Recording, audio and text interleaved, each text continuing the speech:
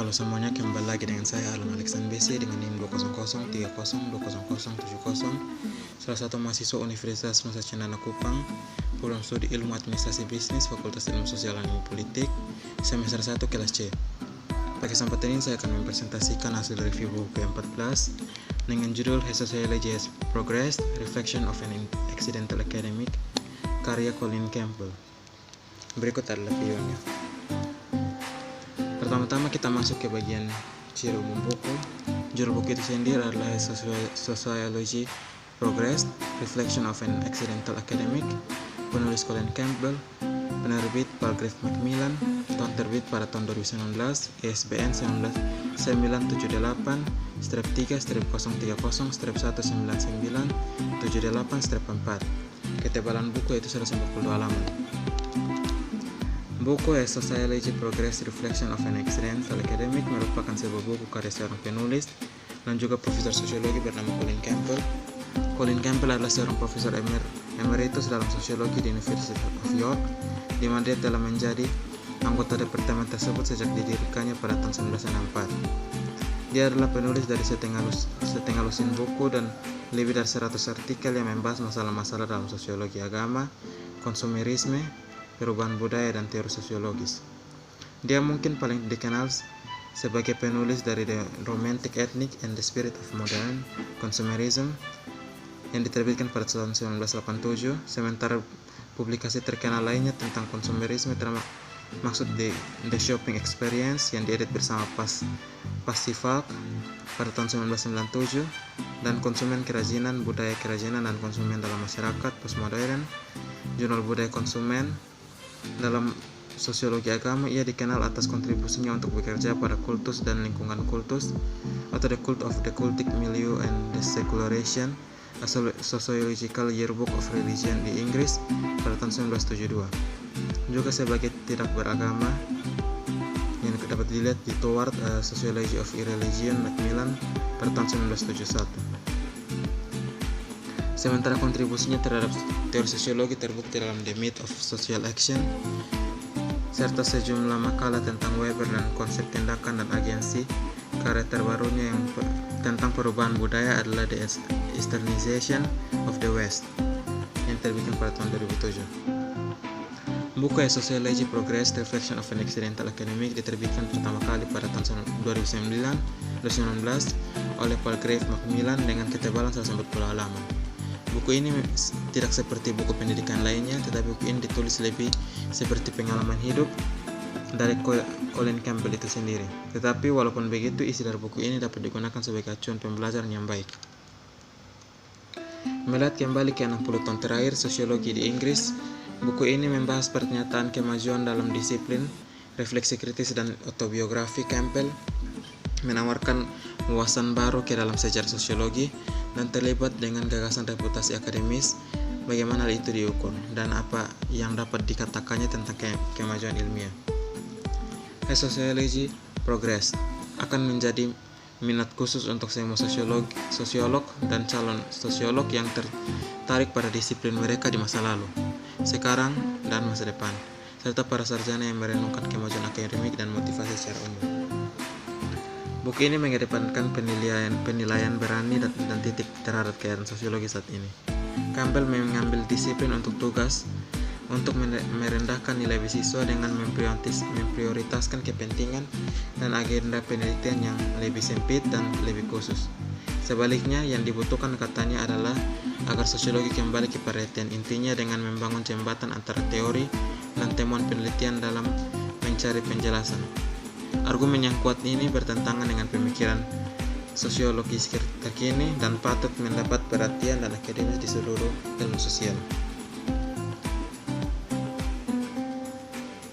Menurut Nicholas Gain, profesor sosiologi Universitas Warwick, Inggris, sosiolog tidak selalu beruntung dalam hal kapasitas praktis untuk mereferensikan kehidupan dan pencapaiannya. Autobiografis sosiolog sering menderita karena terlalu banyak struktur sosial, terlalu banyak komitmen ideologis, atau ketergantungan yang jelas pada beberapa guru teoritis.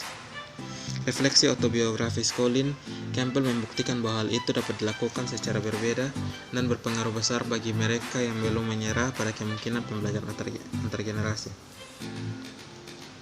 As sociology has progressed, apakah sosiologi berkembang? Campbell memiliki posisi yang tepat untuk menjawab pertanyaan mendasar ini. Setelah mengajar dan meneliti dalam disiplin ilmu selama lebih dari setengah abad dan telah terkemuka di beberapa bidang sosiologis utama, menarik perhatian pembaca pada alasan mereka menjadi sosiolog. Pertanyaan definisi yang diterima dari akademi sukses dan kemajuan. Colin Campbell membagi buku Sociology Progress Reflection of an Accidental Academy ini menjadi 9 bab yang setiap babnya memiliki subjudulnya masing-masing. Uniknya, Campbell memberi judul dari beberapa babnya seperti judul sebuah dongeng. Di bab pertama dari buku ini diberi judul Who Now Read Ginsberg yang dimulai dari halaman 1 sampai 15. Bab kedua diberi judul Sociologists Eat Each Other yang dimulai dari halaman 17 sampai 28. Bab ketiga diberi judul Sociological Groundhog Day yang dimulai dari halaman 29 sampai 40. Bab keempat diberi judul Slash and Burn Sociology dari halaman 51 sampai 53. Bab kelima diberi judul The Death of Scholarship yang dimulai dari halaman 55 sampai 62. Bab keenam diberi judul The Collapse of Ivory Tower dari halaman 63 sampai 75. Bab ketujuh diberi judul Sociology as Just an Academic Pursuit dari halaman 70 sampai 88. Bab ke-8 diberi judul Sociological Turn-Taking dari halaman 89 sampai 103. Dan bab ke-9 diberi judul Sociology a Work in Progress yang dimulai dari halaman 105 sampai 117. Pada bab pertama buku ini, Who Now Reads Ginsberg menetapkan pertanyaan-pertanyaan kunci yang dieksplorasi dalam buku ini, terutama apakah sosiologi dapat dikatakan telah berkembang dan terkait dengan asumsi bahwa keinginan untuk ketenaran dan langgeng adalah kekuatan pendorong bagi akademis. Apakah ada alasan untuk mempercayai hal itu? Pertanyaan-pertanyaan ini muncul karena beberapa sosiologi yang terkenal pada masanya hampir tidak dikenal saat ini, sedangkan ukuran konvensional keberhasilan akademis diragukan validitasnya. Penjelajahan pertanyaan-pertanyaan ini kemudian diatur dalam kerangka autobiografis, yaitu dalam lebih dari 50 tahun penulis telah menjadi sosiolog Inggris, periode di mana disiplin yang baru lahir dan tidak hanya berkembang pesat, tetapi juga mendapatkan penerimaan resmi. Pada bab kedua, Sociologists Eat Each Other, asumsi bahwa sosiologi bersifat kumulatif dan progresif adalah karakteristik kebanyakan pengajar dan peneliti. Tetapi klaim semacam itu diragukan karena prestasi umumnya yang diberikan pada karya yang dianggap asli, meskipun penilaian tersebut bersifat subjektif dan semakin mudah untuk membuat semakin sedikit orang yang mengetahui sejarah disiplin ilmu tersebut. Selain itu, fakta bahwa perubahan masyarakat membuatnya mudah untuk menghasilkan temuan yang tampaknya baru, meskipun menghasilkan data baru tidak setara dengan menambah pemahaman sosiologis. Disiplin dilumpuhkan oleh prevalensi kekeluaran kata terbaru ditambah efek pendekatan yang pendeknya memori sosiologis. Akhirnya menolak perspektif yang sudah ada, yang sudah mapan atas nama kemajuan adalah cara yang mapan untuk memperoleh reputasi. Bab ketiga buku ini, Sociological Groundhog Day, Campbell memberi judul ini karena menurutnya sosiologi terjebak dalam semacam hari groundhog abadi karena apa yang tampak seperti kemajuan dan semakin besar terdiri dari daur ulang perspektif lama, tapi sebagian besar terlupakan. Hal ini terjadi karena selain ketidaktahuan tentang sejarah disiplin ilmu, spesialisasi yang berlebihan telah mengakibatkan kurangnya ingatan bersama yang kolektif, yaitu materi yang diketahui hampir semua sosiolog.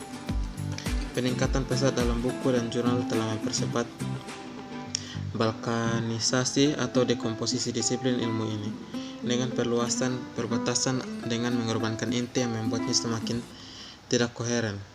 Pada saat yang sama, disiplin tersebut telah tunduk pada pengaruh mode sehingga cenderung mengimpor perspektif teoritis yang meragukan, sambil secara aktif mengeksplor seluruh mata pelajaran.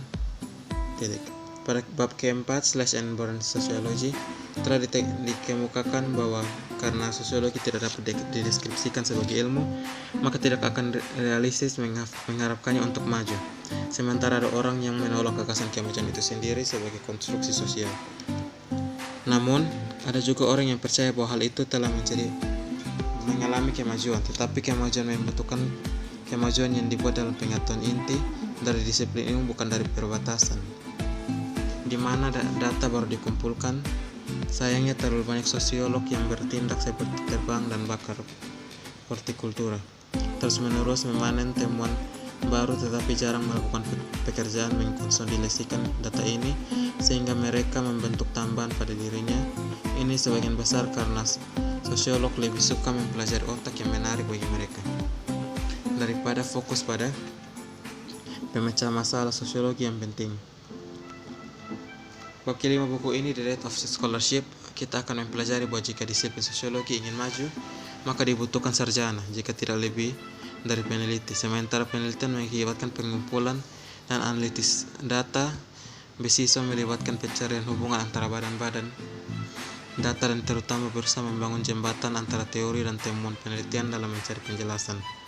Beasiswa tidak hanya terancam oleh pendekatan saat ini, tetapi pada penelitian tetapi juga oleh peningkatannya terkait dalam spesialisasi, karena biasanya memerlukan penautan dari badan data yang tampaknya tidak terkait, baik dalam berbagai cabang sosiologi dan antara sosiologi dan disiplin terkait. Oleh karena itu, para sarjana adalah generalis sosiologis yang untuknya suatu kata sifat atau frase dan kata sifat yang memenuhi syarat, baik dari agama, kesehatan, pendidikan, dan lain tidak dapat diterapkan. Pada bab ke-6, The Collapse of Ivory Tower, akan membahas mengenai sebuah revolusi yang telah terjadi dalam kehidupan universitas di Inggris sejak tahun 1960-an yang mempersulit sosiolog untuk membangun kemajuan disiplin. Perluasan populasi sarjana dan pengenalan biaya telah menyebabkan mahasiswa berubah menjadi konsumen. Selain itu, upaya untuk mengukur kualitas penelitian dan menghubungkan hasilnya dengan pendanaan memiliki dampak yang merusak. Konsekuensi dari perubahan ini adalah bahwa universitas sekarang bertindak seperti perusahaan, lebih mementingkan keuntungan daripada menambah pengetahuan. Sementara staf terbagi menjadi dua kelas, wirausaha akademis yang terkenal dan anggota presariat yang stres dan depresi. Perubahan ini telah menghancurkan apa yang tersisa dari menara gedung, membuatnya mustahil bagi universitas untuk fokus pada fungsi vital dari pencarian pengetahuan demi kepentingan diri sendiri.